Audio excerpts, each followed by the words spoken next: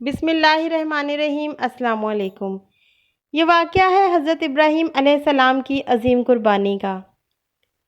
ہوا کچھ یوں کہ حضرت ابراہیم علیہ السلام نے 3 دن تک مسلسل ایک ہی خواب دیکھا۔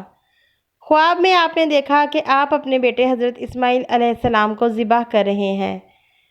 چونکہ نبیوں کو ہمیشہ سچے ہی خواب آیا کرتے ہیں، اس لیے آپ نے سوچا کہ شاید یہ خواب اللہ کی طرف سے کوئی اشارہ ہے اور اللہ مجھ سے میرے بیٹے کی قربانی چاہتا ہے۔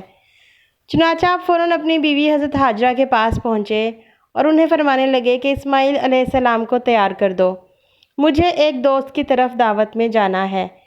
بی بی حاجرہ نے اپنے بیٹے کو نہلایا دھلایا، صاف کپڑے پہنائے اور اپنے والد کے ہمراہ بھیج دیا۔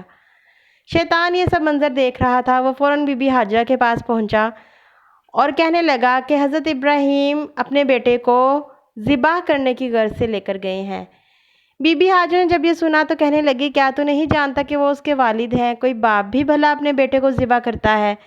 مگر شیطان باز نہ آیا اور اس نے وہی جملے دہرائے۔ بی بی حاجرہ کہنے لگی، مجھے لگتا ہے کہ تو شیطان ہے، یہاں سے دفع ہو جا۔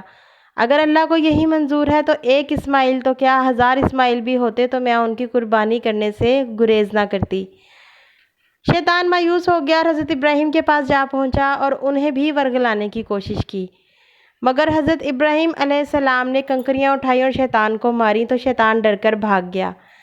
حضرت ابراہیم نے اپنے بیٹے حضرت اسماعیل سے اپنے خواب کا ذکر کیا۔ حضرت اسماعیل علیہ السلام نے فرمایا کہ بابا جان، اگر اللہ کی یہی مرضی ہے تو آپ مجھے اللہ کی راہ میں قربان کر دیجئے، آپ مجھے صابرین میں سے پائیں گے۔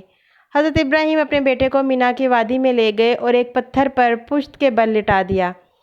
آپ جب چھری چلانے لگے تو آپ کے ہاتھ کانپ رہے تھے۔ حضرت اسماعیل علیہ السلام نے فرمایا کہ بابا جان، اپنی آنکھوں پر پٹی باندھ لیجئے، ایسا نہ ہو کہ میرا معصوم چہرہ دیکھنے کی وجہ سے آپ اپنے مقصد میں ناکام رہ جائیں۔ حضرت ابراہیم علیہ السلام نے ایسا ہی کیا اور آنکھوں پر پٹی باندھ کر اللہ کا نام لیا اور چھری چلا دی۔ جیسے ہی پٹی ہٹائی تو وہاں کا منظر ہی بدلا ہوا تھا۔ حضرت اسماعیل کی جگہ وہاں پر ایک مینڈھا ذبح ہوا تھا اور حضرت اسماعیل اور حضرت جبرائیل علیہ السلام پاس کھڑے مسکرا رہے تھے۔ اللہ کو اپنے نبی خلیل اللہ کی یہ ادا اتنی پسند آئی کہ اللہ نے قیامت تک کے لیے یہ قربانی تمام مسلمانوں پر واجب کر دی۔ تو ناظرین، اگر آپ کو یہ انفارمیٹیو ویڈیو لگی یا پسند آئی تو چینل کو لائک اور سبسکرائب کرنا نہ بھولیے۔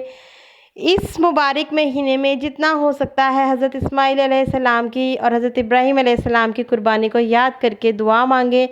اسی مہینے میں اللہ تعالیٰ نے آپ کی تمام دعاؤں کو قبول فرمایا تھا۔ آپ بھی اپنے لیے دعا کریں اور اپنا بہت سا خیال رکھیں۔ اللہ حافظ۔